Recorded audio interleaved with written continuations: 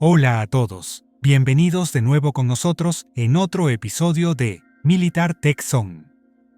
Hoy, cuando la gente recuerda el Teatro del Pacífico, hay dos aviones de combate estadounidenses que suelen mencionarse juntos, el Vought F-4, U Corsair, y el Grumman F-6 F Hellcat. Ambos han sido objeto de mucha discusión en cuanto a su uso, estadísticas y efectividad general. Pero, ¿cuál de estos dos aviones fue superior? Se ha dicho que el F-4U tiene uno de los mejores récords de combate de cualquier caza estadounidense durante la Segunda Guerra Mundial, con una proporción de bajas de 11,1. Sin embargo, el Hellcat supera al Corsair en este aspecto, con una proporción cercana a 20,1 al final de la guerra. Aunque estas cifras durante la Segunda Guerra Mundial eran a veces exageradas por los pilotos estadounidenses y también influidas por la propaganda aliada, se puede decir que aproximadamente el 50% de todas las victorias aéreas de la Marina en el Pacífico fueron logradas por el Hellcat.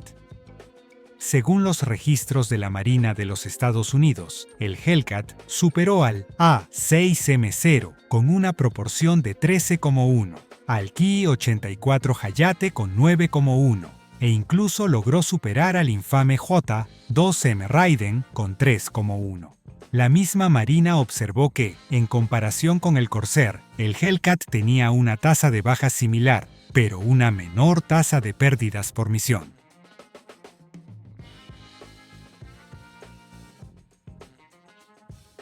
El Corsair tiene un conteo de victorias reclamadas de 2.140, mientras que el Hellcat reclama 5.163 victorias. Nuevamente, esto pone al Hellcat por encima de cualquier otro avión estadounidense, incluido el P-51 Mustang, que tiene 4.200 bajas reclamadas, y el P-47 Thunderbolt, con aproximadamente 2.600. La proporción de 19,1 del Hellcat también es inigualable por cualquier otro avión estadounidense producido durante la guerra. Sin embargo, aunque el Corsair no puede competir solo en estadísticas de victorias, ciertamente se destaca en términos de reputación. Los pilotos japoneses consideraban al Corsair uno de los mejores cazas de Estados Unidos. Su introducción a principios de 1943 probablemente lo enfrentó a pilotos japoneses más experimentados, muchos de los cuales ya no volaban para finales de ese año, cuando el Hellcat entró en acción de manera generalizada. Por tanto, es posible que no se pudiera hacer una comparación directa cuando el Hellcat empezó a volar de manera masiva. Japón enfrentaba dos desventajas. Primero, la escasez de pilotos experimentados que empeoró con el tiempo. Y segundo, problemas en el rendimiento de sus aviones, en parte debido a una apretada agenda de producción y a la falta de combustible de alto octanaje para sus operaciones. Podría decirse, aunque con reservas, que el Hellcat tuvo una tarea algo más sencilla que el Corsair, ya que los problemas de los aviones japoneses se agravaron con el tiempo. ¿Hasta qué punto esto influyó en el éxito del Hellcat es debatible?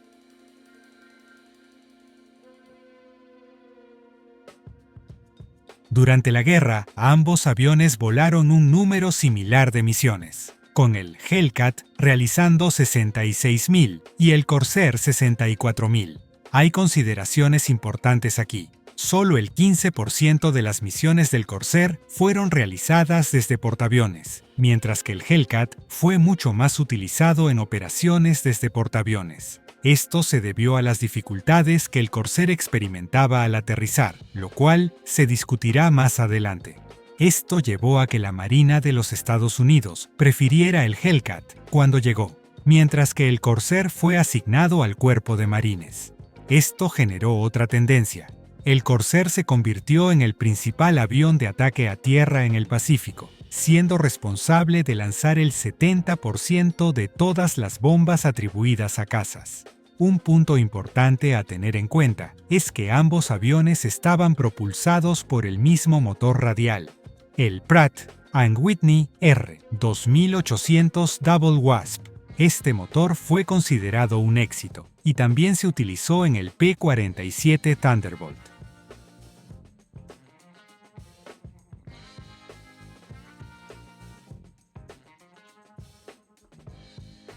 Las variantes de máximo rendimiento de cada avión producidas durante la Segunda Guerra Mundial resultaron en una potencia similar.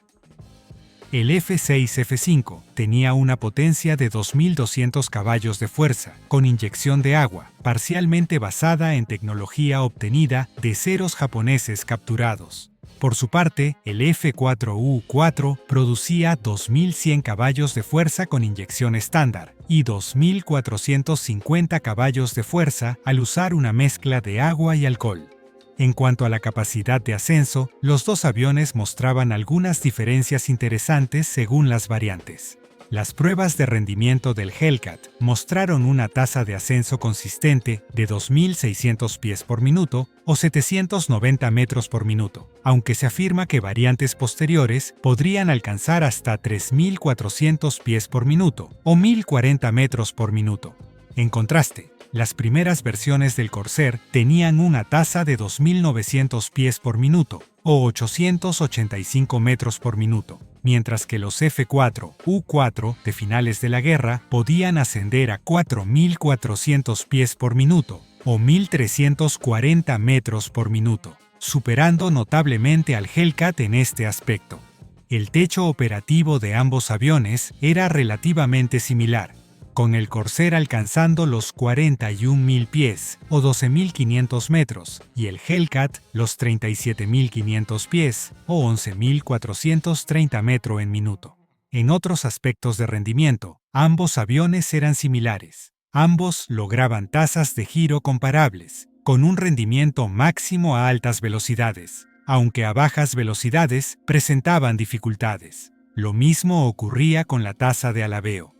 Ambos operaban mejor a velocidades más altas debido a su aerodinámica y mayor peso, por la armadura, características que eran superiores a la mayoría de los aviones japoneses de la época.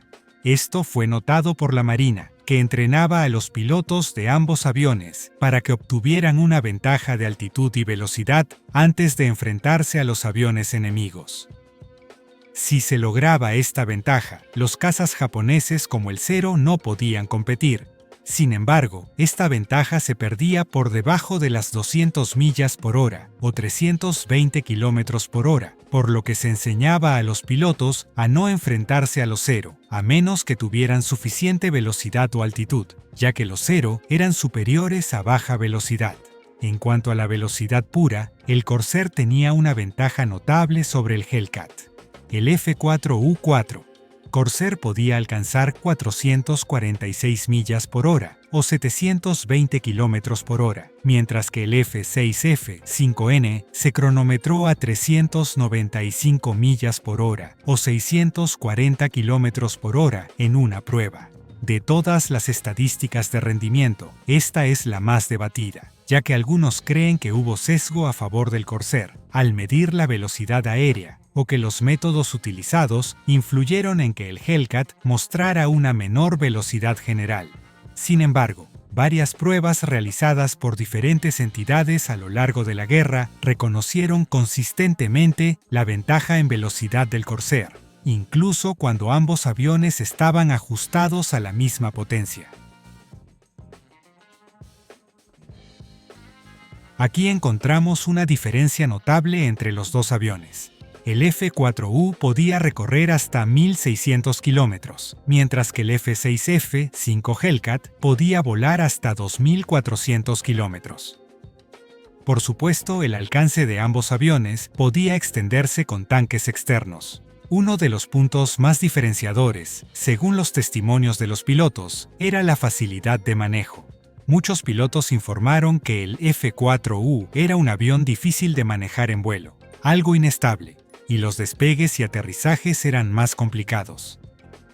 Este último problema se debía en gran parte a la mala visibilidad en tierra y a un sistema de tren de aterrizaje más débil, propenso a fallar en aterrizajes duros en portaaviones. En contraste, el Hellcat ofrecía mejor visibilidad, era más estable y se describía como un avión agradable de volar. Esto lo hacía mucho más accesible para los pilotos inexpertos, a diferencia del Corsair, que era menos indulgente.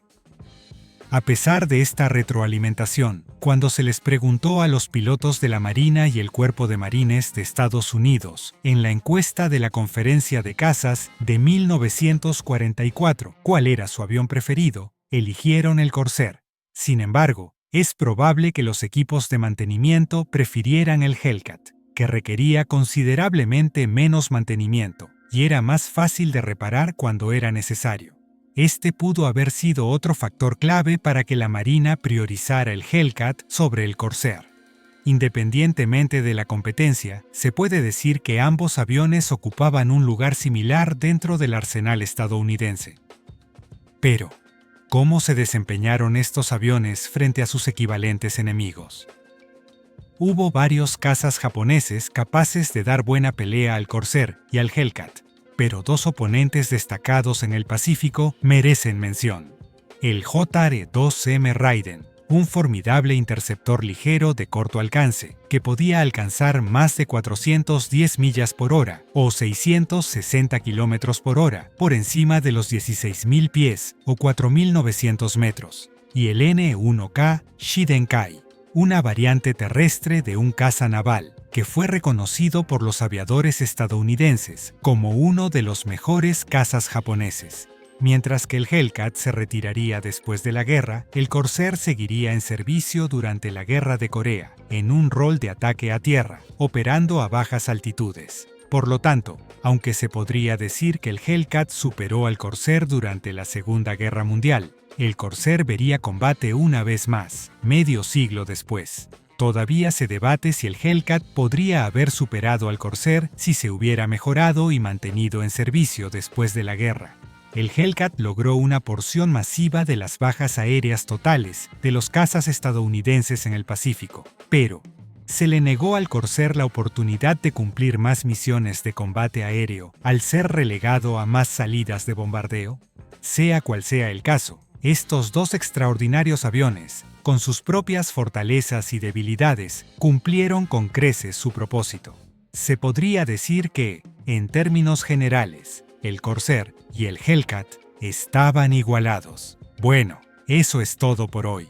Si te ha gustado el vídeo, no te olvides de darle me gusta y compartirlo con todos tus amigos. Nos vemos en la próxima.